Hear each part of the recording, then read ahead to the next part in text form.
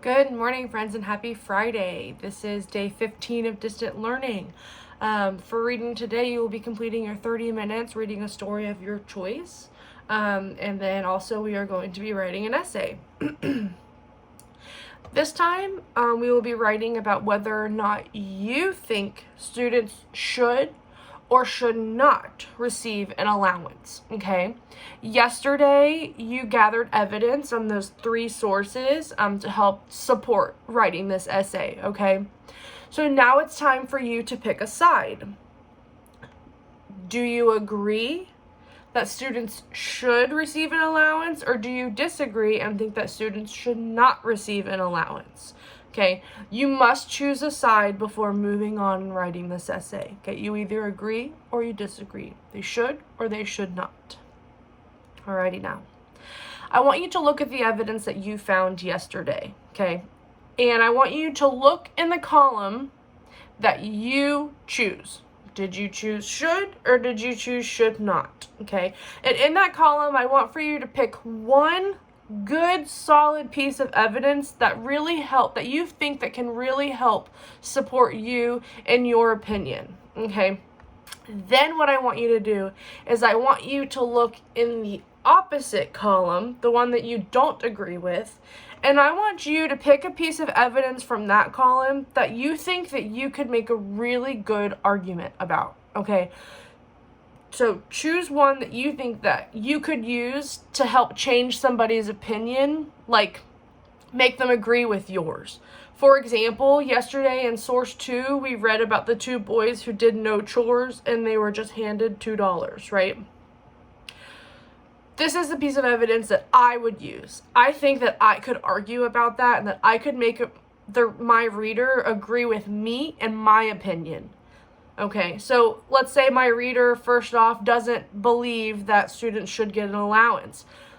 I would take that example of the two boys who did no chores, and I would say that giving those boys money without them having to work for it will not teach them the value of $1.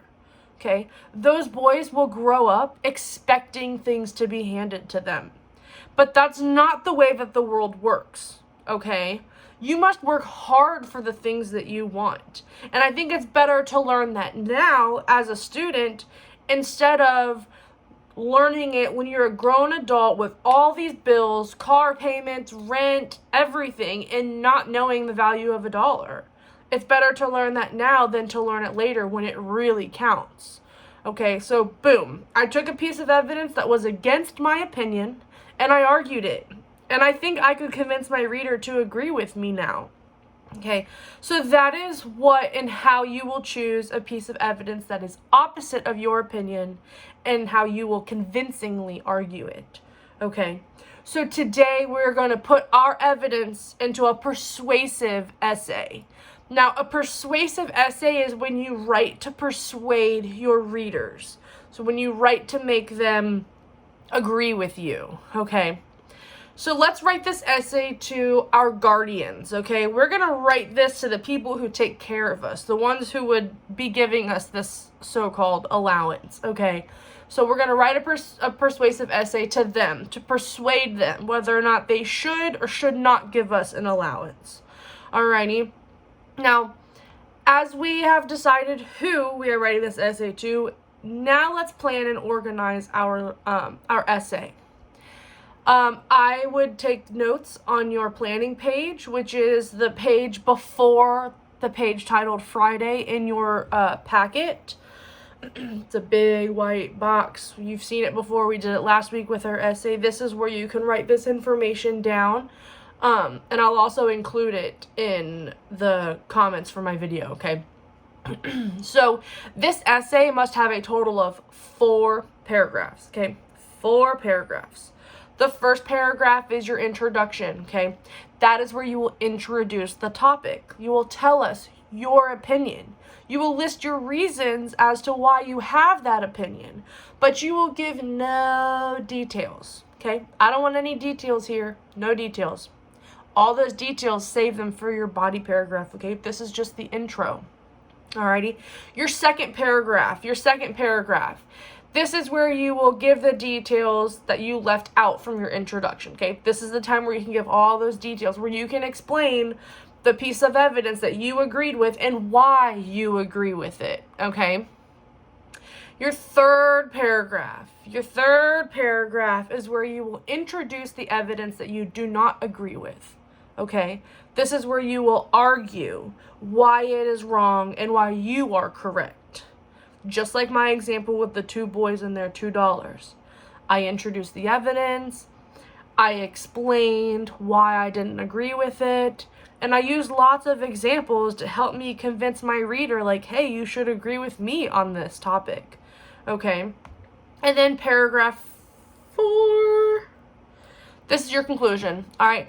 This is where you will relist your reasons once more as to why you agree or disagree with giving students allowance. And this is also where you will wrap up your thoughts, okay? You will end it here, okay? Now remember, the guidelines, the rules for paragraphs, 4 to 5 sentences. 4 to 5 sentences for each one, okay? Be descriptive. Being descriptive helps add some fluff to our essays, okay? And, use that evidence. Using that evidence can really boost up your, the number of sentences in your paragraph, okay? And explain how that evidence supports your thoughts. Alrighty, I'm very proud of the essays that I saw last week. They were wonderful. I'm going to point out Will Marie because hers is fantastic. So excellent job there. If I haven't seen yours yet, please make sure that gets to me. And remember, in 4th grade, you take the writing FSA. So this is an excellent practice for that, okay? I miss you guys. I love you. I can't say that enough. I mean it from the bottom of my heart, and I know Miss Hernandez feels the same exact way. Please stay safe, and again, please send me your work. I love reading it. Alrighty. I will talk to you all on Monday. Oh, yeah, today's Friday. Have an excellent, a great weekend. Enjoy your weekend. Yeah, talk to you guys next week. Bye, friends.